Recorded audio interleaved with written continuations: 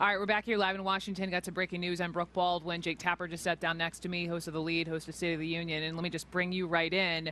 You have a letter in your hands from the director of the FBI in the wake of this reopening of this review of the emails regarding Hillary Clinton. Read the letter.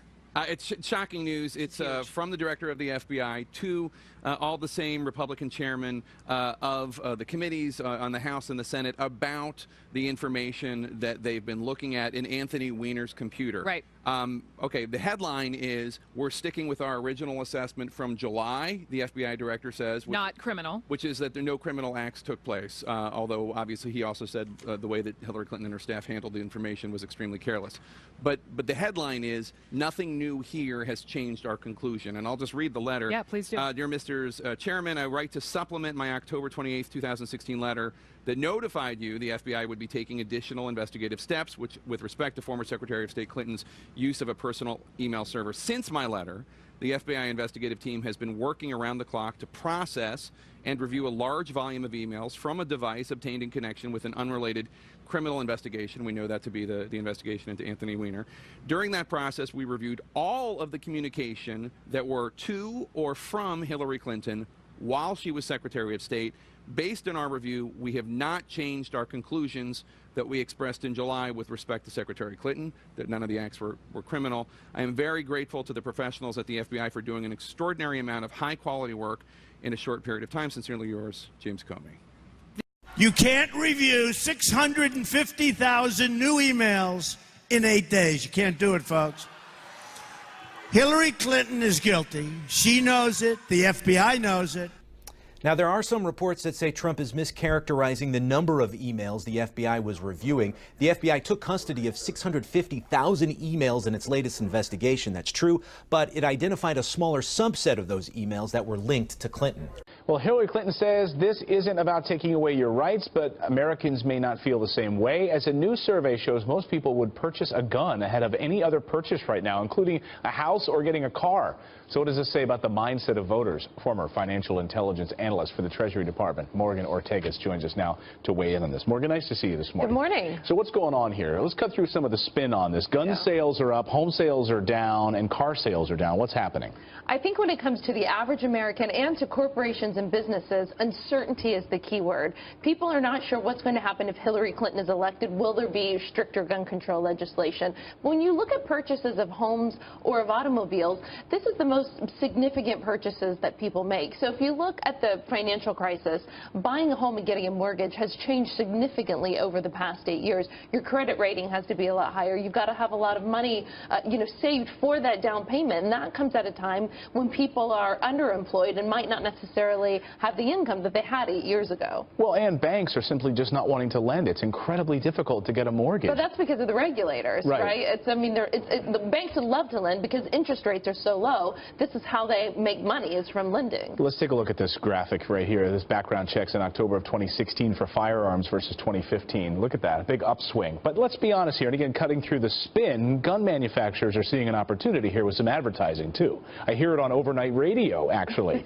playing into the sort of the fear mindset. And they're saying, we don't know what's going to happen with Hillary Clinton, time to buy a gun. Well, I think that's smart business practice. Right. If you see that there's a need, you're going to offer, like I think Brett and other manufacturers offering 20% discount. But if you think about it, with the average American, you want to buy a gun, I don't think, not just because Hillary Clinton or there may be a Democrat-controlled Senate, but I think if you look at what happened in Dallas when you're just, walking around on a normal day and how many, 4 or 5 police officers were shot. Right. And so I think when you look at the social unrest around our country, when people no longer feel safe in their communities, they don't even know if their police officers are going to be safe. That's a sort of fear where people say, I'm going to take matters for the safety of my family into my own hands.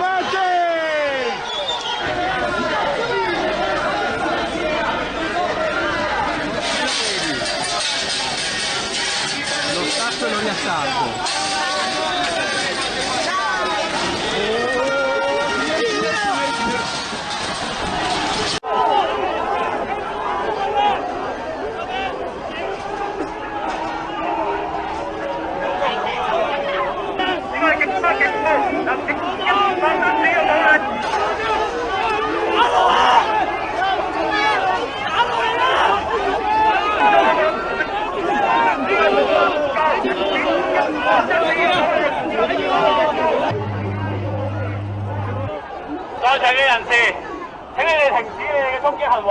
人哋話啲警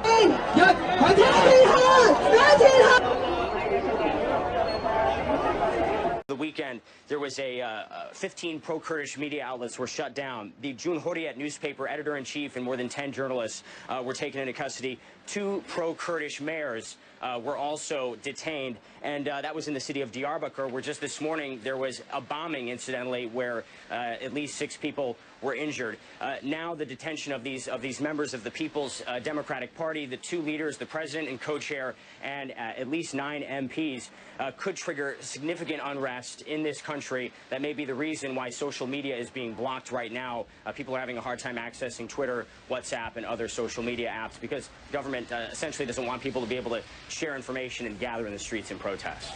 It is now clear that the federal court disagreed with this interpretation, a decision which we accept. It was unprecedented. The head of CSIS taking questions from reporters after a judge ruled the spy agency broke the law by holding information about Canadians who posed no security threat and by not being truthful with judges about what they were doing. I'll be honest, we've went through our records and we can't really find a good explanation of why the court was not informed. CSIS was using a secretive program to gather what is called metadata, phone numbers, emails, locations, but no details about what was said. The court's ruling was about third parties caught up in this web. For example, if someone under surveillance called a pizza place, metadata about that business was kept, but not what was ordered. Stockwell Day was the Conservative minister in charge when the program was launched in 2006. He says he was never told data was being kept longer than the courts allowed. If I had ever been informed by CSIS that they were incorrectly, improperly keeping information certainly beyond its due date, they would have got an earful from me and they would have been told that that is not acceptable. The current Public Safety Minister, Ralph Goodale, says he only found out the full scope of the revelations a couple weeks ago. That's why we have the authority in the federal court to make sure that Canadians know about these things, and that puts a heavy discipline on the government to make sure that there is compliance, and there will be compliance. It's still unclear how many Canadians were spied on. And while it's not quite the mass surveillance scandal whistleblower Edward Snowden exposed south of the border, it's still a gross abuse of power, says this expert. What's particularly shocking about this case is not just that it was happening, but that the relevant agencies themselves weren't disclosing it appropriately to the courts either. The chair of the CSIS watchdog, Cirque, told Global News it's time to get the house in order and destroy the illegal data. As for why it took a decade to blow the whistle, he didn't fully explain, only to say resources are limited. Now, people in Oklahoma are assessing the damage this morning caused by a strong earthquake that rumbled through that state on Sunday night. The 5.0 magnitude quake struck near the city of Cushing. That's a major oil hub about 50 miles to the southwest of Tulsa. No major injuries are reported, but the shaking did damage some buildings. Schools are closed today so officials can make sure they're safe. The quake was felt as far away as Iowa, Illinois, and Texas.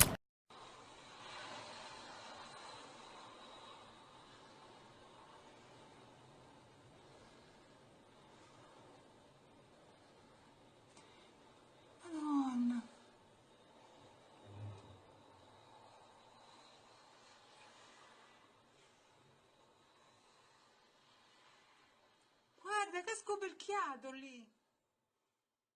No, via! Guarda che poi come non... Oh, guarda la croce! Guarda come sta... Papà! Ma che prendi Leo, prendi Leo! Ma che... Questa è la situazione su via di Baccanello.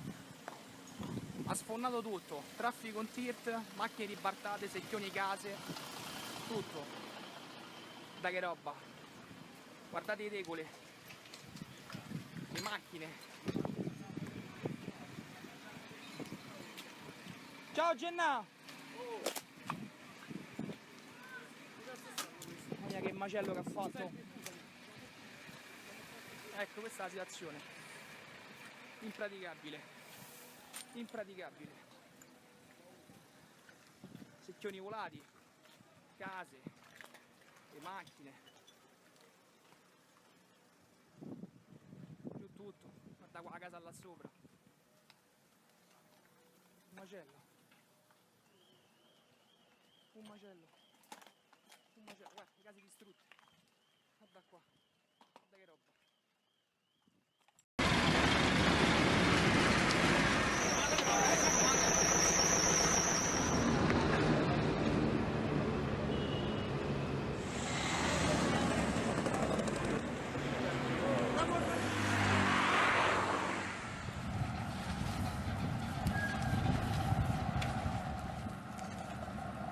Every day